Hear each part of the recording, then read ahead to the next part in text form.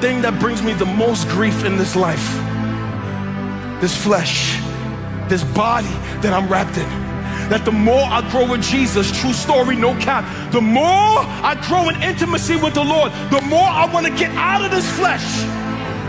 The flesh, it aggravates me, it frustrates me. It's like, dang it, Philip, you're thinking that again, you're looking at that again, you're doing that again, you're saying that again.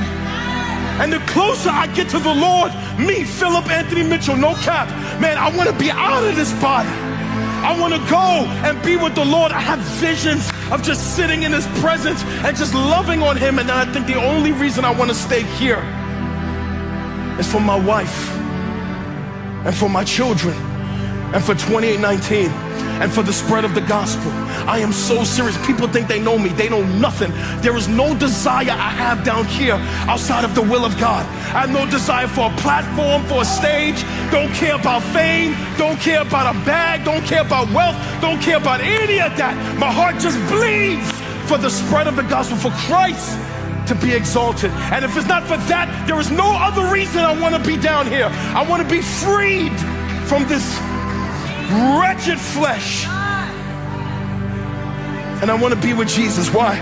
Because it's in my flesh.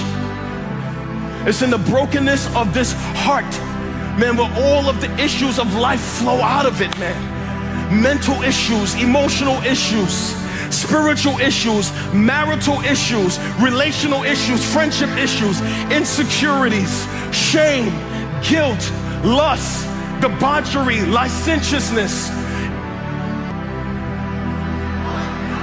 judgment, criticism, blame, pride, arrogance, jealousy, envy, all of the things that make us feel pain in this life. All of it. All the things that make you cry, all the things that frustrate the heck out of you, all of it is flowing out of the issues of hearts of human beings, man. And then I remember, dang, there was a time in history where this was not a problem. Where in the beginning God created humanity perfect and morally perfect, and we walked with God in perfect intimacy and unity with God, with none of these issues we deal with, right? No aging, no gray hair, no back pain, no sickness, no disease, no cancer, no stress, no losing my hair, none of that stuff.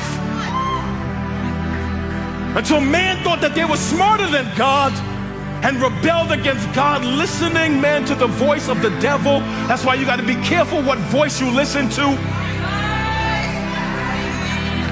And as a result of that, plunged the whole world into sin, and now every part of the human being has been infected by sin. And so we wrestle in this flesh between the sin of the flesh and the spirit. And I think about, man, like even after salvation, we still have this thorn in our side, this flesh that we can't get rid of, that keep leading us back into foolishness. God's us in fights with people all the time, fights at home, fights with friends, fights in the church. This flesh that keeps leading us into thinking crazy thoughts and sinking me into depression. Man, even though we're saved, we still got to wrestle with this thorn, this flesh that we can't take off. But there is, listen, a powerful, ancient practice that significantly weakens the flesh, and it strengthens the spirit, man, and it creates deeper intimacy with God. And it is this ancient, powerful discipline of fasting and prayer. For the uninformed, what is fasting?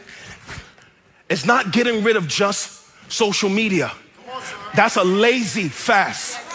It's not just getting rid of music. That's a punk fast, okay?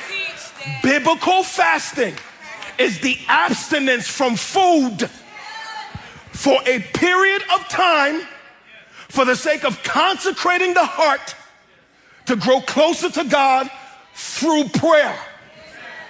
It's not a hunger strike. It is the denial of the thing the flesh wants most, food and pleasure.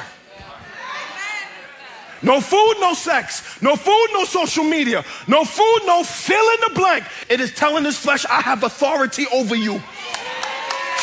God, I like the way that feels, right, Carlina? It's telling the flesh, I have authority over you, and I will deny you what you want most for a period of time. I will weaken you so that who I really am, a spirit inside of a body, can grow strong in intimacy with Christ. And when you fast, you hear God more clearly.